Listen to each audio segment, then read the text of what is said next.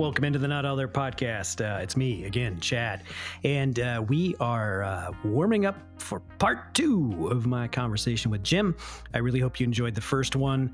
It's what can I say, man? Jim is one of a kind. He's seriously a special person for me, and I'm really pleased that this conversation, these episodes really do give you a real honest look at our relationship and how we interact with each other. And this, to me, is a prime example of what sober life can look like. You got to find your people, though. Jim's one of my people, okay? And Jim has been there for me through a lot. He has, in his own way, talked me off many a ledge. And I wasn't sure when he started to talk me off the ledge where we were going. But about 15 minutes later, I was off the ledge and I was laughing until I cried. So there's magic there. All right, here we go. Sit back. Enjoy part 2 of my conversation with Jim.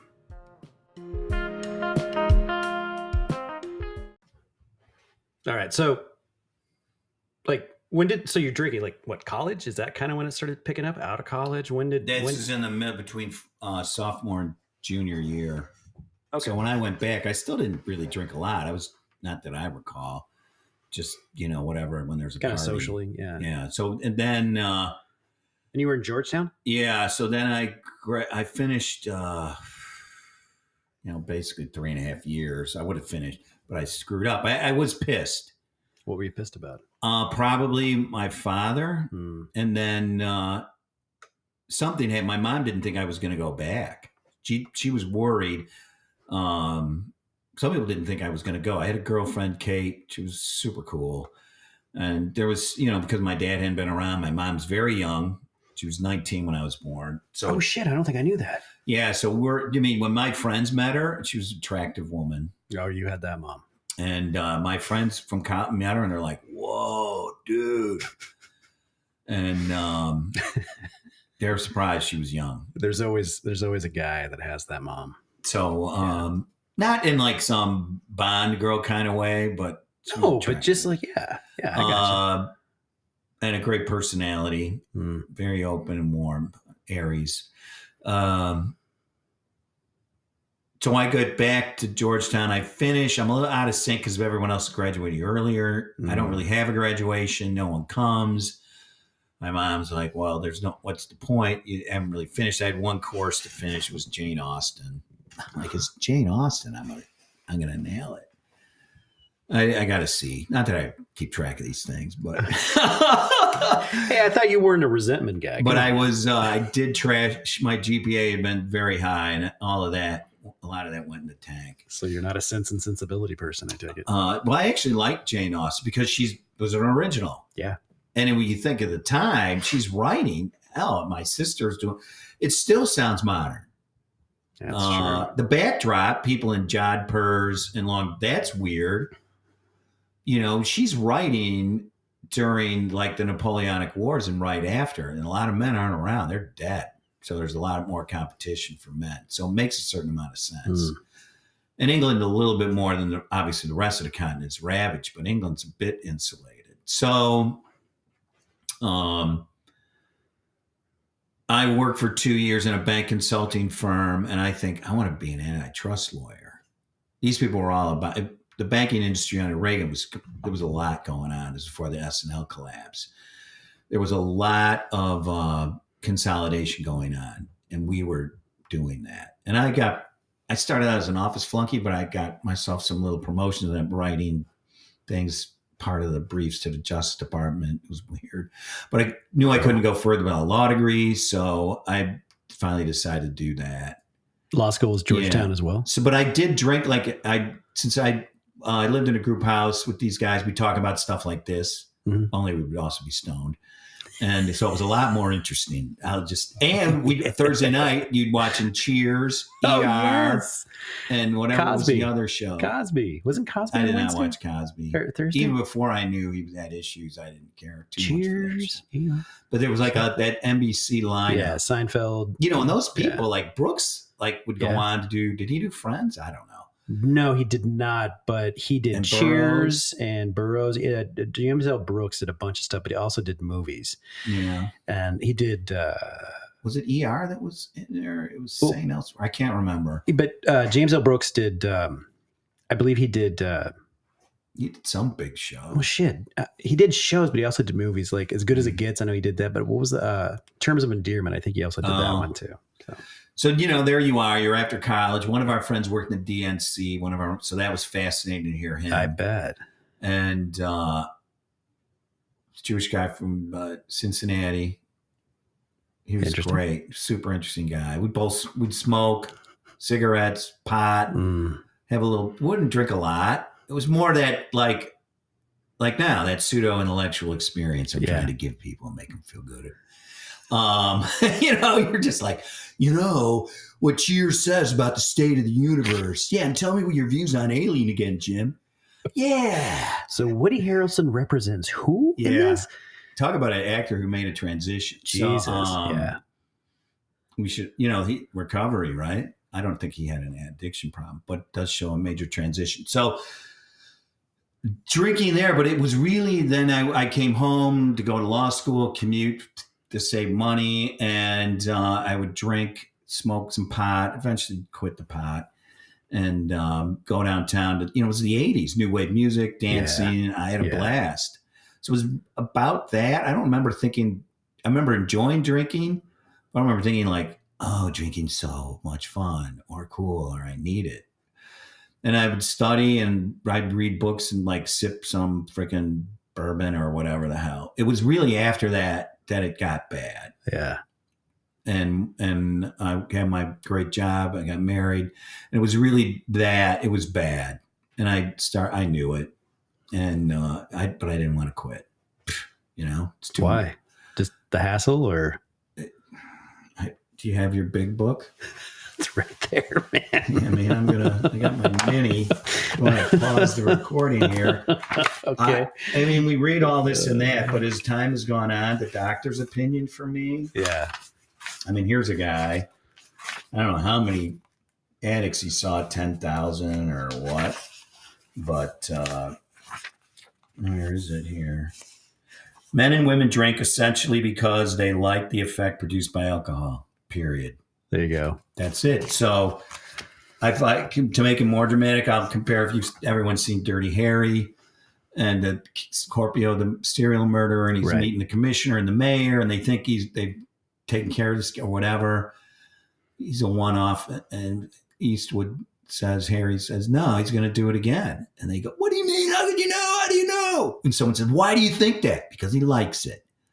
It doesn't have to be more complicated than that. And, now we can get into the evolutionary reasons, which, the people who write the materials talk about in terms of,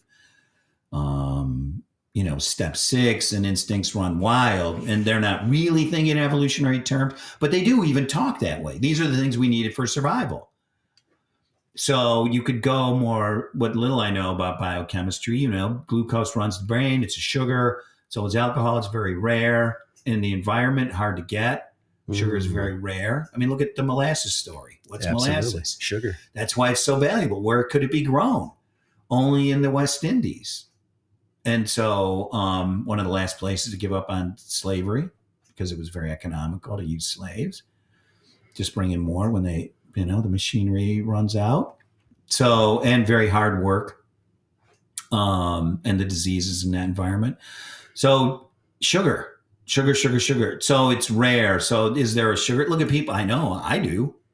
I used to go to the cookie meeting all the time just to stay sober. And wait a minute. I'll take a few of those. Thank you. We had a birthday party for my son last night, and there was so much fucking cake there. And it was an issue. Yeah. It was an issue. It can get out of hand. Why is that? Because our brains create, that's what I would say. Yeah. The brain, 25%. Now, I was supposed to not talk about bipedalism, but it's caloric efficiency is a huge issue for creatures. And we have 2 legs, which makes us very caloric efficient. We can regulate our body temperature very well, which means we're excellent persistence hunters. It's not like our eye-hand coordination and the opposable finger and thumb let us throw things. I mean, that's certainly an advantage, but basically wear things down. And think about what drinking's like. Yeah. Right. You just persistence drinking. I guess I would say persistence drinking. And now we're into, is it something that wants to propagate itself? It has that consequence, even if there's no, is the alien aware? Even if there's no intelligence behind addiction, like it's not out there doing push-ups, it behaves as if there was. So now you brought up IA before. Isn't that the Turing test for AI? If it responds, if the machine is capable of responding as if, it might as well be. Yeah. I don't know if that helps us. It does help us in the sense of countering it, because you want to cut it off from spreading. Mm-hmm. And is that possible? Certainly before 1935, the chances were slim. Not good. So that's a major breakthrough, right? Like the polio vaccine. Yeah, absolutely. I have thought a lot about how that works. So, but for me personally, like the story of my friends, Alien, and then Blade Runner. Mm-hmm. So Ridley Scott comes out with 2 brilliant movies, and Spielberg's doing, now Indiana Jones, and he and Lucas and Star Wars are really embedded in the World War II mentality, and the downstream flows from that. And I feel like he's going in a different direction. And that is interesting to me. But what does addiction do? I'm not going to do anything with that, because I'm going to freaking drink. And then I'm going to find, and I'm not saying being a lawyer it's great. I was able to help a lot of people. It's super interesting. And a lot of awesome things came out of it. Absolutely, yes. And I could do a certain amount of it. But I do think addiction causes the deferral of a lot of things. Like, what do you mean? Deferring of they're what? Put on hold. Well, no, I know, but is there anything just in general? You mean like it's a general statement? It like it defers things? Well, we can come up with specific things. You might have done something like this a lot sooner. Right. You might have started it in your 20s. Right. And then you'd be employing a shitload of people like Oprah, and you'd come up with a cool name for your studio, and you could do it here in Chicago, and you're like, that Chad Johnson's amazing. How do I get on his show? You have to talk to his numbnut assistant, this clown named Jim Herman. I told Google, I don't know why he keeps him around, but that's where you start. You can work your way up from there. He's the one that throws the chum in the water. See what comes up. So I'm I do think there's people who just missed out on, like my heart goes out like to women. Yes. Who are active addicts as mothers. Mm-hmm. I mean, that's not deferral. That's just gone. Yeah. But, I'm picking on something here that's, like theoretically you can still do it.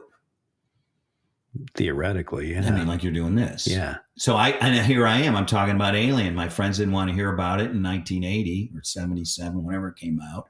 79. And it's how many friggin' years later? Mm-hmm. Bye. So, guys, why didn't you just fucking? Yeah, we could have moved on to something substantive to help my people get sober. Jesus, man. But that's for me, that's a pent up thing. Mm-hmm. And there's a lot of that. Yeah, that the suppression of I don't know, I guess emotions, any reactions, emotions. I guess a reaction is an emotional, occurrence to something. But that was what my drinking was about, but I didn't know it at the time. What do you mean? Explain the suppression of all. For me, it was like feelings and emotions, and as I got older and got away. Yeah, well, I don't have those. So I know you're a cold-hearted son of a bitch. Aquarian. You are an air sign. I know, man, but the suppression, like that.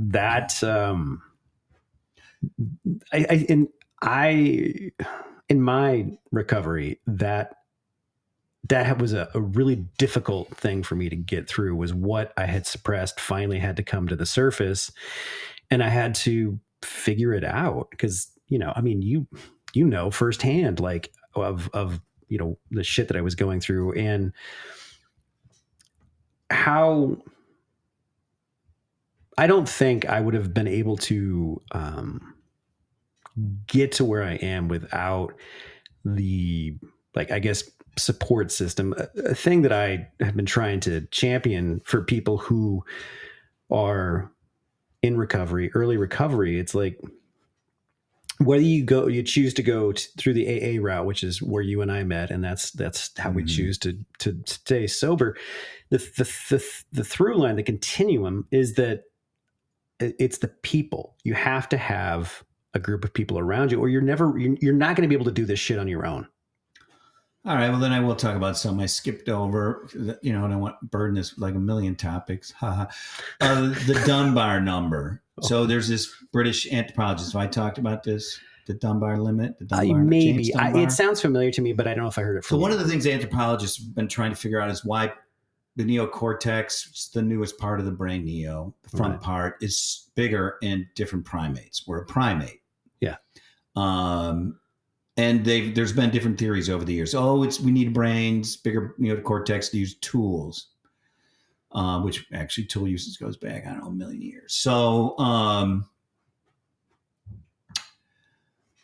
or is it so we can keep maps in our heads to find resources like glucose, like where's the apple tree, where are the strawberries, whatever. Right. Well, this Dunbar comes up with the idea that brain size, I'll just say brain size, is positively correlated to social group size. So the bigger your brain, the bigger your social group, or the bigger your social group, the bigger your brain. Why? Because what you said about it's the connections. And we really use our brains to keep track of relationships, but not just relationships with our own relationships, like you and I, but I keep track of your relationship with Miles Graham and Amy. Nancy. I don't. See what I mean? Yes. I haven't fully evolved. Give that motherfucker another brain cell. Why didn't they talk about Alien with you? Yeah. So exactly. So here's the other thing. The limit is based on the brain size. There's a finite number of relationships. Right. And it's it varies with the person, around 150. So then other people have gone and said, well, what are the real life corollaries? The Roman maniple, 120, army company, 180. There's a business out there that when the division reaches about over 200, they break it apart without conscious reference to the Dunbar number. And I looked, and Facebook has hired psychologists who are aware of this.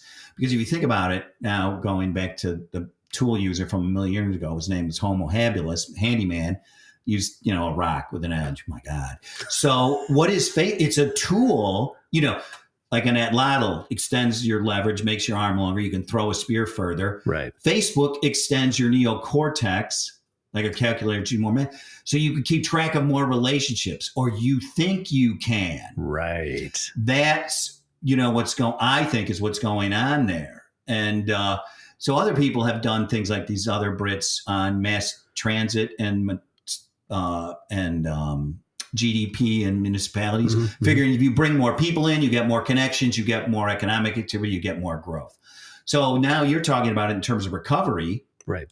Well, why does it work? Because we have an evolutionary advantage on keeping track of relationships. That's how we operate. I mean, I don't want to take the mystery and the spirituality out of it, but fuck, I mean, some people don't want to hear that. You play the cards. Right. Bipedalism, we walk on 2 feet, persistence, but all these things can be turned against us. I can walk to the alcohol store, even if I can't drive, and get more booze, and I will persist. I will. In doing that. Absolutely. Right? Like the Postal Service. There you go. So, so that's why, when people say it's a disease of isolation, Chad, pause, everyone goes, oh. Well, actually, when you think in terms of Dunbar's number, it makes sense. That makes sense. Yeah. Because what the hell? Otherwise, remember that movie with Albert Brooks, Judging Your Life? I don't know. And maybe they got the idea. But it's in the 90s, and he comes out in the early 90s, and they go, oh, well, you know, do you get to move on to heaven or not? One of the things they do is they review the videos of your life that have been kept. Okay, perfect. Which, let's hope that really doesn't happen. I know, man, because could be awkward. Or not. There's a couple out there. So, yeah, reboot. So, but they also talk about the percentage of brain you used. Now, they don't talk about it in terms of your relationships, but just like, well, how much effort did you really give into your life? Yeah. But if you think about it in terms of the lumbar and the neocortex, well, how much part of our brain are we using if we're drinking and we're not interacting with people? It's like very, very little. Right. Well, unless what probably happens is we start, you know, it's asymptotic, you know, 0 or 1, and the curve keeps approaching it because there's always one, which is us, yourself, you know. And then if it's a regressive thing, if we continue with this idea of alcoholism or addiction as the evolved alien, okay, it doesn't know it's evolving to be a killer, but it has through the laws of natural selection. Well, 1 isn't enough. 10, 5, 6, it's got to get you to 0. And it gets a lot of people to 0. You know, it's down to, I'm only now using my brain to relate to one person, me. And that's too much for the alien. We're going to take it to 0. And we know people extinguish themselves. Absolutely. I mean, you know, someone in our Thursday night group recently, you know, over the summer that happened. And Jesus, that was bravo on that one. So how long have you've been sober? How long now? July 13th, 93. So it was a few more before X-Files came out and my first child was born. And the Gettysburg movie, which I took a bunch of AAs to, and Alana and her mother. Let's go. People are like, I have these obviously strange hobbies that go with all these things, these multiplayer simulation games, military and whatnot. So I had been a Civil War reenactor, and I could have been in this movie if I hadn't drank. You actually, I did not know you were an actor in that form. I was not a reenactor. No, I know a reenactor, but you did do those? Yeah, but when Turner was making the movie, they put the word out. Everybody wanted to be in the movie because then he didn't have to pay him. Yeah. So it's a stroke of genius, but I guess, you know, he's a millionaire, whatever. So, and dated Jane Fonda. I mean, and started a cable channel with classic movies on it. I mean, who can argue with that? Yeah. But I drank, and I was like, I didn't have the oomph. Fuck that. I could have been in a damn movie and hung out with a bunch of military history nuts. So there's a missed opportunity. Yeah. And so I did drag people to the movie when it came out, and they were only showing it. It wasn't going to be a big hit. So it was at Navy Pier. So like Missy H, Steve D, and Craig D, Max, Steve S, I think Bill S, whoever, it's Susan and Alana in a little baby thing, go down to Navy Pier, and we watched this 3-hour Turner vanity piece. Is that Jeff Daniels? Was he in that one? Yeah. He does a pretty good job, and it's based on the Michael Shara book, which the Lusitania thing you were talking about earlier with it shifting it kind of reminded me of that. Okay. He goes into the heads of, you know, Chamberlain, Lee, Pickett, Armistead, you know, different people on both sides. Buford. I'm a distant relative of Robert E. Lee. Oh, well. Yeah. What are you gonna do about that? Can't choose your family. Yeah, that's it's not a good story. Didn't land that one, did I? My son, I just recently had an argument about whether he actually was that good a general. So I know people assume he was, but you know, he was very aggressive, but he cost a lot of lives. Yeah. He would lose as many or more than some of his stuff. They flipped it later, but and at Gettysburg with Pickett's charge, which is good news. So I could have been in that. At least I could have made the effort. I didn't make the effort, but when I got sober, I made the secondary effort. My wife Susan was thrilled that I was sober. She probably would have gone to Gettysburg with me. and brought the baby. But all these people came. Why?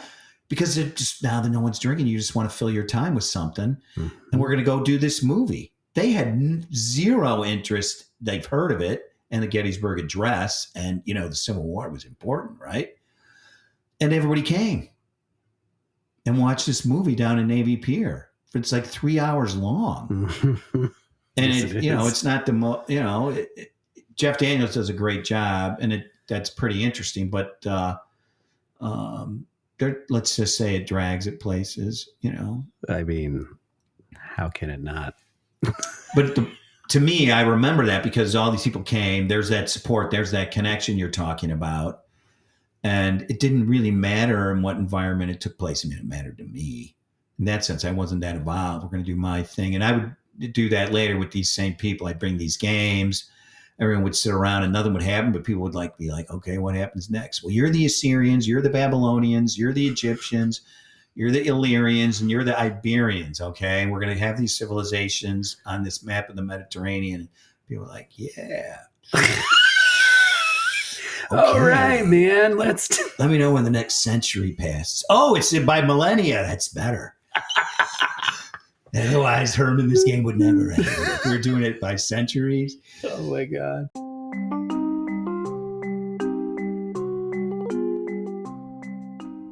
And that was the second part of my conversation with Jim. In case you were wondering what in the hell we were talking about at the end of the episode, we were discussing the 90s classic television show, The X-Files. And if you are unfamiliar, I highly recommend you go check it out. It is kind of a mind bender. And it was sort of a phenomenon. I kind of miss it. Anyway, I hope you enjoyed part 2. I'm going to go get some sleep. And you, when you're ready, are going to listen to part 3. It has a really nice, wonderful bow on the top of it to wrap everything up. Whew, do I need sleep? All right, everybody. Be kind and loving to others. Be kind and loving to yourself. Give yourself a big, big old hug. You deserve it. I'll talk to you later. Enjoy the next episode. Take care.